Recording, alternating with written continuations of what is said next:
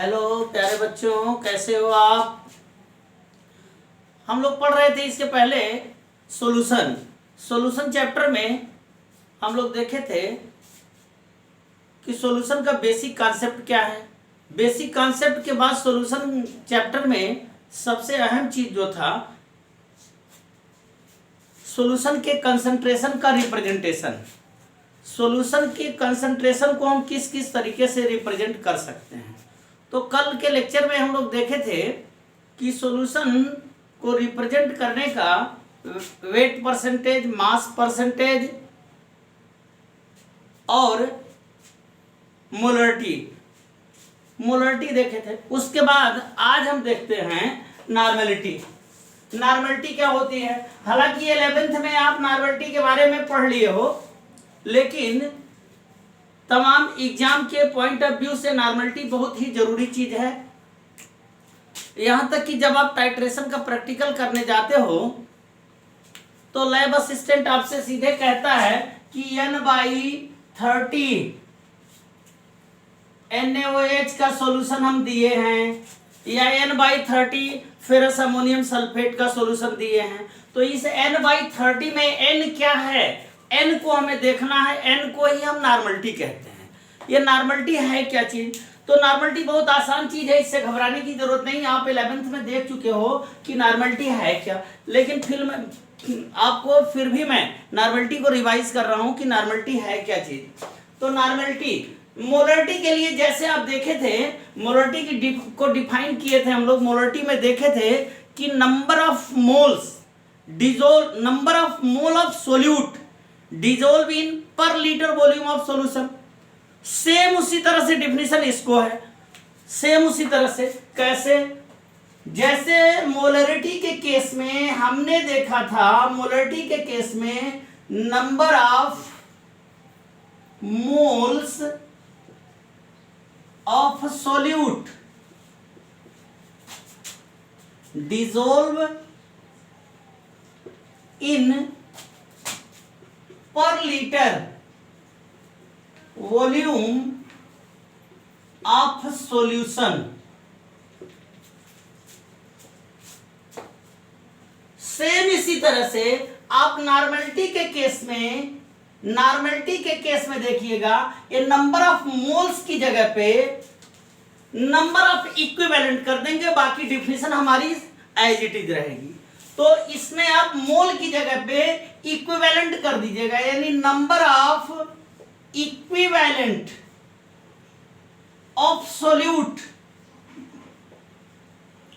Dissolved in per litre volume of solution.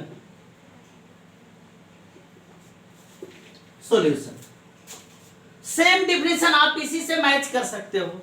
तो इतना ही नहीं, मोलरिटी आपके समझ में आ गया है तो नॉर्मेलिटी समझने में जरा सा भी आपको परेशानी नहीं होगी। कैसे, number of mole of solute dissolve in per litre volume of solution. Same इसी तरह से नंबर ऑफ मोल की जगह पे नंबर ऑफ इक्विवेलेंट आपको होंगे, इक्विवेलेंट। तो मोलरिटी के केस में यहां हम देख लेते हैं, मोलरिटी के लिए हम क्या लिखे थे, M = N/V इन लीटर, इस तरह से रिप्रेजेंट करते थे। सेम इसी तरह से नॉर्मेलिटी को हम कैसे रिप्रेजेंट करेंगे, तो नॉर्मेलिटी N = हो जाएगा N = number of equivalent dissolve in per litre volume of solution. ये हमारी नॉर्मेलिटी हो जाएगी, नॉर्मेलिटी। अब सवाल ये उठता है कि नंबर ऑफ इक्विवेलेंट हम कैसे निकालेंगे। जैसे आप नंबर ऑफ मोल्स यहां निकालते थे, N निकालते थे, उसी तरह से तो N के लिए आप यहां देखे थे, क्या देखे थे, N = क्या था, N था wait of solute upon molar mass. Same उसी तरह से हो जाएगा यहां पे इक्विवेलेंट, नंबर ऑफ इक्विवेलेंट क्या हो जाएगा, number of equivalent equal to यहां निकल के आएगा यहां निकल के आएगा weight of solute upon equivalent mass. अब फिर आपके लिए यहां एक परेशानी पैदा हुई कि इक्विवेलेंट, नंबर ऑफ इक्विवेलेंट तो हमें एज पर दिस फार्मूला हम निकाल सकते हैं, बट यहां एक परेशानी आपके लिए फिर पैदा हो गई कि इक्विवेलेंट मास क्या है। इक्विवेलेंट मास, तो इक्विवेलेंट मास निकालने के लिए आपको कुछ नहीं करना है। इक्विवेलेंट मास जिस तरह से आप मोलर मास निकाला करते थे उस तरह से इक्विवेलेंट मास निकालने के लिए आपको करना क्या है, इक्विवेलेंट मास यहां हम आपको दिखा देते हैं। इक्विवेलेंट मास, आप किसी भी कंपाउंड का इक्विवेलेंट मास कैसे निकालोगे, आपको सीधे देखना है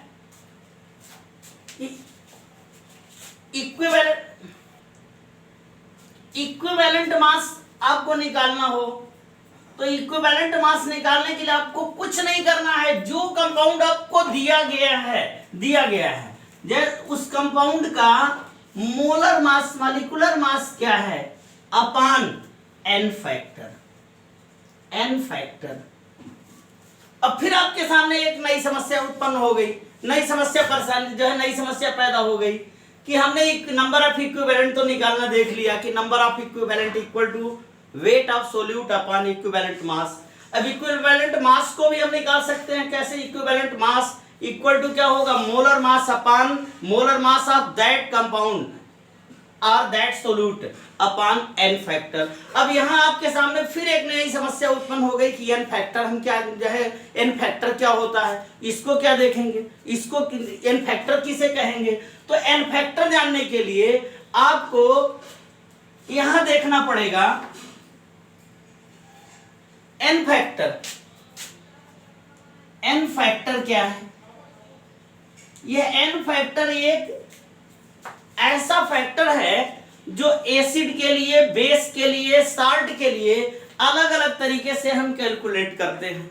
एसिड के लिए, अगर किसी एसिड के लिए हमको n फैक्टर कैलकुलेट करना है, यानी n फैक्टर ऑफ एसिड कैसे निकालेंगे। एसिड के लिए सीधी सी बात है, n फैक्टर आपको निकालना है तो आप देखिए कि कोई भी एसिड अपने एक्वस सॉल्यूशन में डिसॉल्व होने के बाद, उस एसिड को एक्वस सॉल्यूशन में डिसॉल्व करने के बाद वह कितना H+ आयन देता है,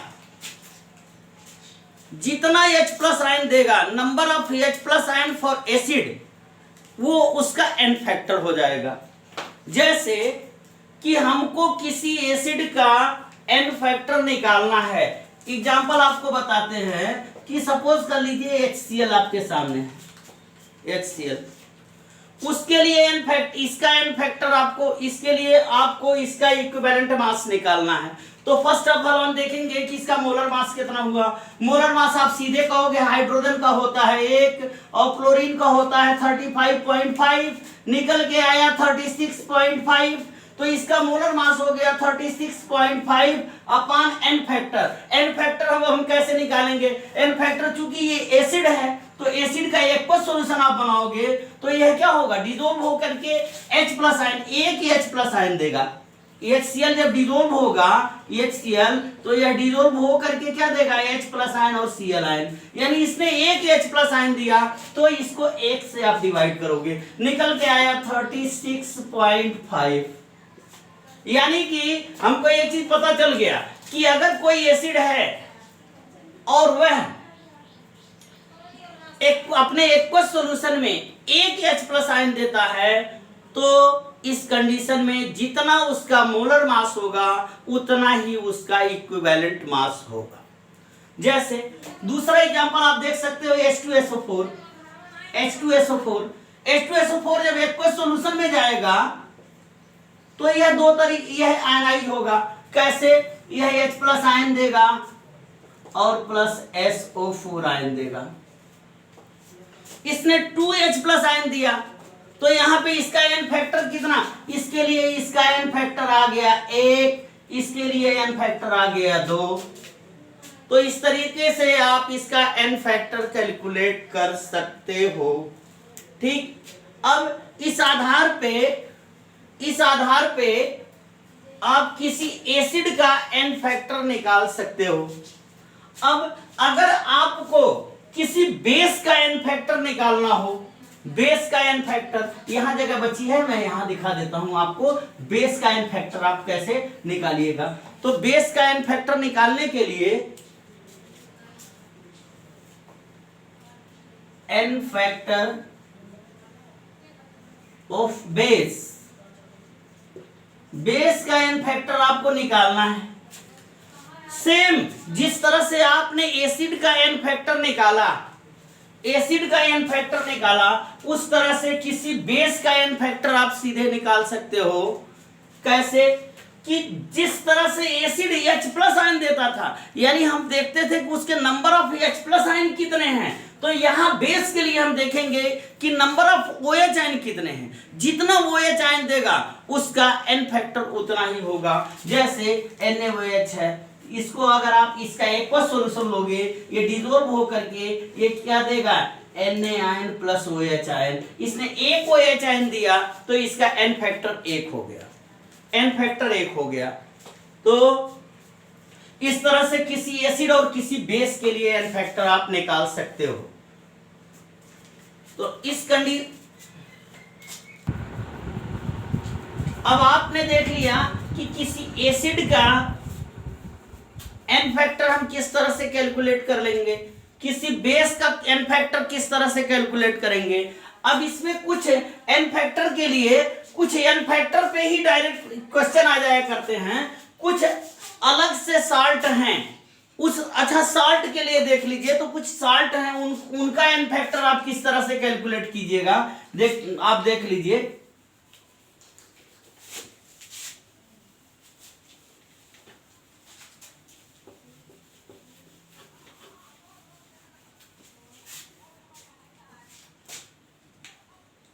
अब एन फैक्टर ऑफ साल्ट,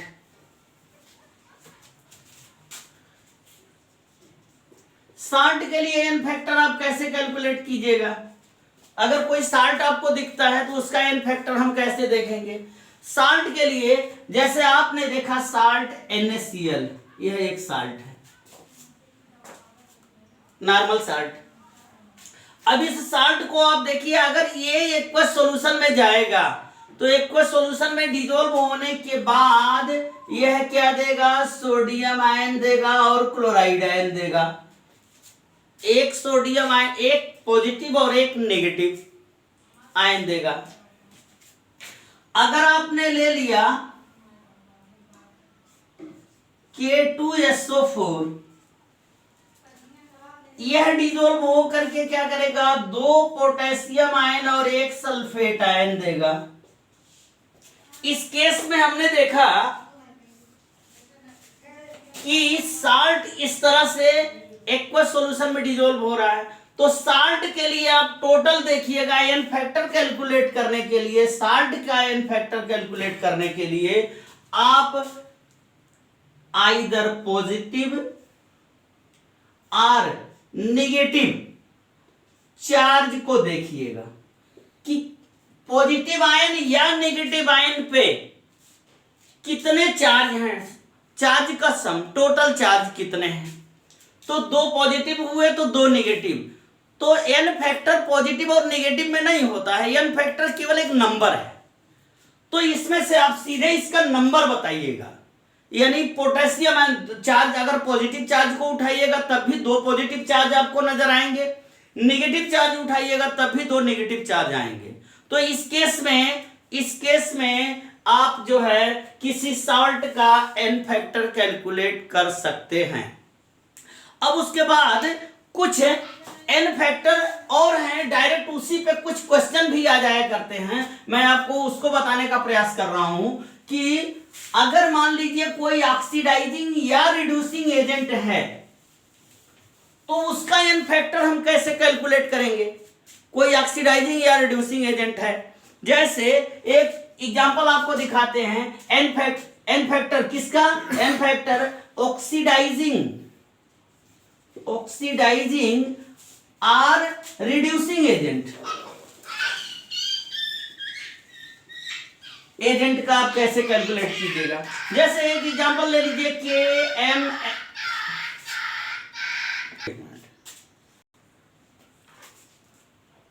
तो ऑक्सीडाइजिंग और रिड्यूसिंग एजेंट के लिए आप एन फैक्टर कैसे कैलकुलेट, KMnO4 एग्जांपल ले लेते हैं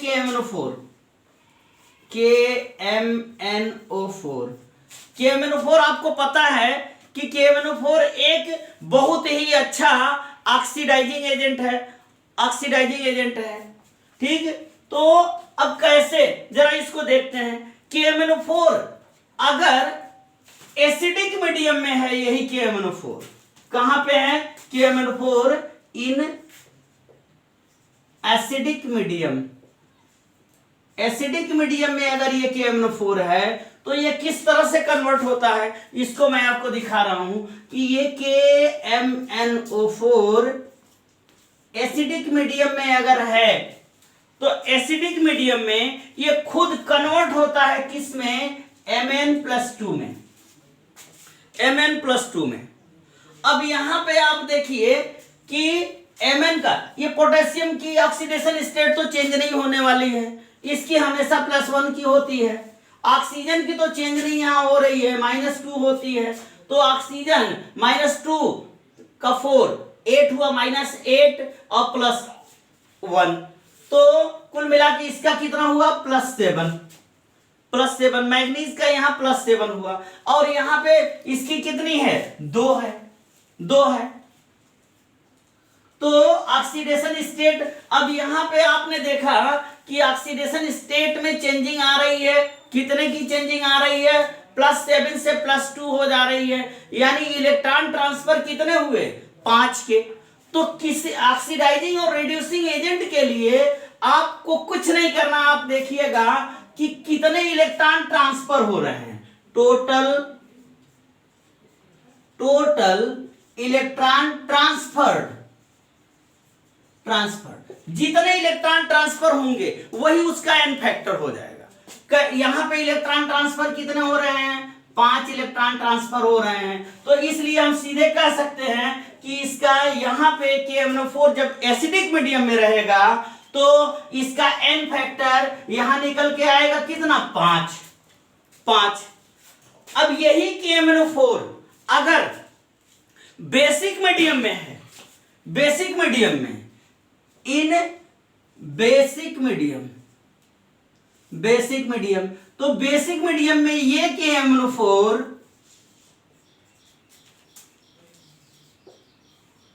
बेसिक मीडियम में रहेगा तो यह खुद कन्वर्ट होता है किसमें, K2MnO4। तो यहां पे देखिए अभी हम निकाले थे कि यहां पे इसकी ऑक्सीडेशन स्टेट कितनी थी, +7 की। यहां पे जरा देखते हैं कितने की है। यहां पे देखिए, यहां पे ऑक्सीजन का -2 4 -8, यहां पे पोटेशियम की +2 +1 और *2 +2, तो कितनी हो गई, +6। यहां निकल के आई कितने की, +6 की, +6। तो जब +6 की हुई तो यहां पे इलेक्ट्रॉन ट्रांसफर कितने का हुआ, 1 इलेक्ट्रॉन का ट्रांसफर हुआ, तो इसके लिए एन फैक्टर कितना हो जाएगा, 1 हो जाएगा एन फैक्टर, ठीक। अब यही KMnO4 अगर न्यूट्रल मीडियम में है, न्यूट्रल मीडियम में, बड़े मजे की बात है, यही KMnO4 अगर न्यूट्रल मीडियम में होता है तो ये KMnO4 इन न्यूट्रल मीडियम में, यहां लिख लीजिए न्यूट्रल मीडियम में, तो यह खुद कन्वर्ट होता है MnO2 में, MnO2 में। अब यहां पे हम तो पहले ही देख चुके हैं हम लोग कि यहां पे Mn की ऑक्सीडेशन स्टेट कितनी थी, 7। यहां पे कितनी हो जा रही है, जरा देखिए। तो यहां पे ऑक्सीजन का -2 तो 2 यानी -4, और यहां पे कितनी हो जा रही है, यहां पे तो इसकी कितनी होगी, जाहिर सी बात है इसकी -4 है तो इसकी +4 होगी, ऑल ओवर 0 होता है तो इसकी +4 होगी। तो इस कंडीशन में यहाँ पे इलेक्ट्रॉन ट्रांसफर कितने का हुआ, 3 इलेक्ट्रॉन का ट्रांसफर हुआ। तो यहाँ पे n फैक्टर कितना आ जाएगा, 3। तो इस तरह से हम n फैक्टर कैलकुलेट कर सकते हैं। और जब n फैक्टर हमारा निकल जाएगा तो किसी भी कंपाउंड का इक्विवेलेंट मास हम निकाल सकते हैं। तो इस तरह से आप किसी भी कंपाउंड का जो है वो आप आसानी से इस फार्मूले से इक्विवेलेंट मास कैलकुलेट कर लोगे। तो इस तरह से हमने देख लिया कि किसी भी कंपाउंड का इक्विवेलेंट मास हम निकाल लेंगे, किस तरह से इक्विवेलेंट मास निकालेंगे, एन फैक्टर किस तरह से उसका कैलकुलेट करेंगे। जब एन फैक्टर निकल गया तो हाँ, एक इसमें और भी आप इसको मॉडिफाई कर सकते हो। कैसे, यहाँ पे आप लिखे थे N normality equal to equivalent mass upon per litre volume of solution. तो यहाँ पे नंबर ऑफ इक्विवेलेंट की वैल्यू यहाँ पुट कर दीजिए। तो जब नंबर ऑफ इक्विवेलेंट की वैल्यू पुट करेंगे तो हमको निकल के क्या आएगा, W यानी वेट ऑफ सोल्यूट अपान इसकी वैल्यू हम वहां ले जा रहे हैं। तो जब इसकी वैल्यू यहाँ पुट करेंगे तो equivalent mass into per litre volume of solution, ये हमारा फार्मूला निकल के एक फार्मूला निकल के आ गया हमारा। अब इस फार्मूले से अब चाहे अगर तो हम एन फैक्टर अगर किसी एसिड का दिया हुआ है तो इक्विवेलेंट मास इसकी वैल्यू हम पुट कर सकते हैं। और जब इसकी वैल्यू हम पुट करेंगे या इसको यहां उठा के ले जाएंगे तो हमारा निकल के आएगा एन इक्वल टू क्या आएगा, एन इक्वल टू सीधे हमारा आ जाएगा W यानी weight of solute upon molar mass into per litre volume of solution into N factor. ये हमारा फाइनल फार्मूला नॉर्मलिटी के लिए बन गया कि किसी भी तरह से हम नॉर्मलिटी को कैलकुलेट कर सकते हैं या एन फैक्टर हम कैलकुलेट कर सकते हैं।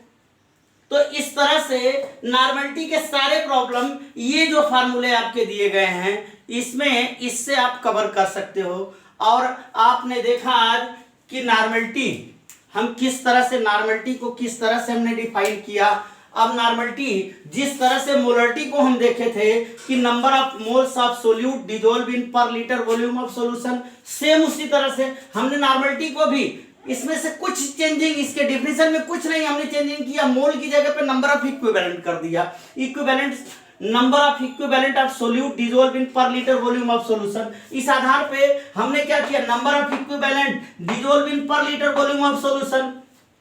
अब यहाँ पे परेशानी हमको आ गई थी, इक्विवेलेंट नंबर ऑफ इक्विवेलेंट कैसे कैलकुलेट करेंगे। तो नंबर ऑफ इक्विवेलेंट कैलकुलेट करने के लिए हमने wait of solute upon equivalent mass of that compound, हमने इस आधार पे ये नंबर ऑफ इक्विवेलेंट कैलकुलेट कर लिया। अब इक्विवेलेंट मास हम कैसे कैलकुलेट करेंगे। इक्विवेलेंट मास कैलकुलेट करने के लिए हमने क्या किया कि equivalent mass equal to molar mass upon N factor. अब एन फैक्टर क्या होता है, एन फैक्टर एसिड के लिए, बेस के लिए और साल्ट के लिए हमने देख लिया कि अगर एसिड है तो उसका एन फैक्टर हम निकालेंगे तो कितने वह H+ आयन देता है एक्वस सॉल्यूशन में।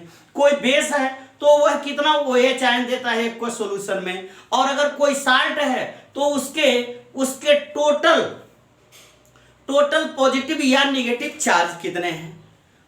कोई एक चार्ज देख लिए पॉजिटिव या नेगेटिव, वह हमारा एन फैक्टर हो गया। और अगर कोई ऑक्सीडाइजिंग या रिड्यूसिंग एजेंट है तो उसका एन फैक्टर कैलकुलेट करने के लिए हमने आपको बताया कि एसिडिक मीडियम में, बेसिक मीडियम में और न्यूट्रल मीडियम में। हाँ, उस पर जो हमने आपको बताया कि KMnO4 का एग्जाम्पल जो हमने आपको दिया, KMnO4 पे डायरेक्ट एग्जाम्पल ही कभी कभी डायरेक्ट यही पूछ देता है कि अगर ये KMnO4 एसिडिक मीडियम में है, एसिडिक मीडियम में, तो उसका इक्विवेलेंट मास कितना होगा।